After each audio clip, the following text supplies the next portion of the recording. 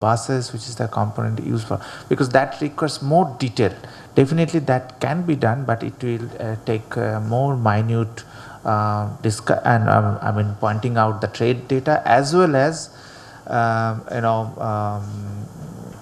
the discussions with the producers, but whether we have that scope for going down, and many times producers may not disclose in details about the entire supply chain, how actually it is being done. Okay. I think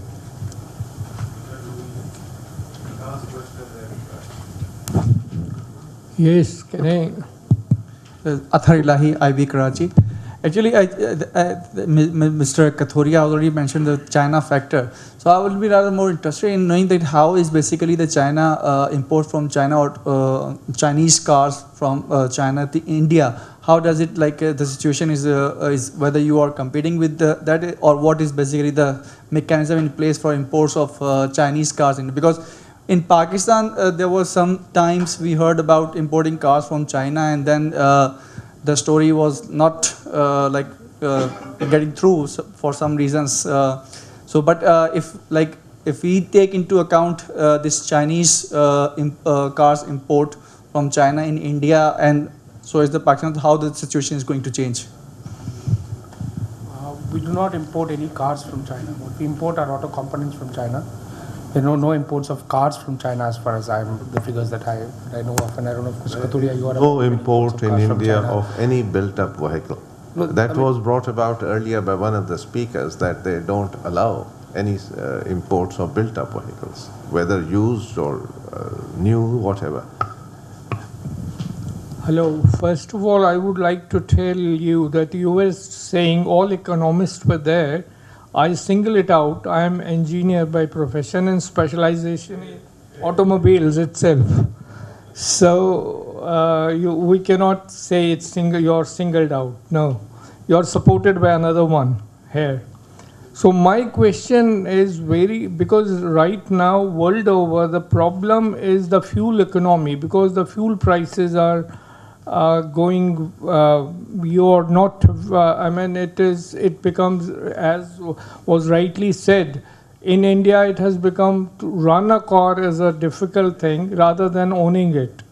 Because fuel economy part of it was not touched by any of because fuel economy is one of the prime important factor which has got to be taken up, particularly as far as the automobile industry is concerned.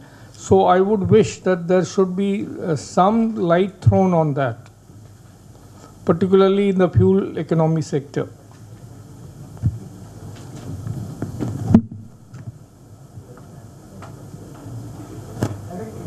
Is a market for small and medium cars, and that's primarily because of the fact that there is this whole focus on consumers only looking at cars which are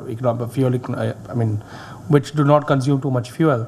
So I think that's the same case with Pakistan as well, if I'm not mistaken. No, Pakistan's larger percentage of sale is in 1300cc plus cars. That's and lower than the other one.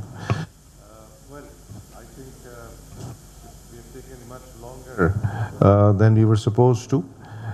I'd just like to end this on a note that for those of us who would like the trade to go ahead in automotive, I'd like to give them two good news. One is that recently, last week, Pakistan added 340 new lines to the 4,800 lines, to 809 lines on which 5% duty is imposed in Pakistan. So now 340 new lines, of which 40 lines are from the so-called 1209 negative list. So that's been reduced by 40 at the beginning of this year. The other good news is that this will happen, but tarry a while. We need this is a process, and the process must be gone through, and that process requires removing not just perceptive concerns, but on-ground concerns. And then it will happen much faster. We need some good stories to help us on the way. But right now, there are concerns that there are. And yes, there are some areas where India could help Pakistani industry become more competitive. Import of raw materials, import of toolings, import of consumables, import of machinery, TAs, joint ventures, and that way we can both grow. It will create a win-win situation. Thank you, ladies and gentlemen. I'm sorry we have overspent our time, but I hope you enjoyed the session.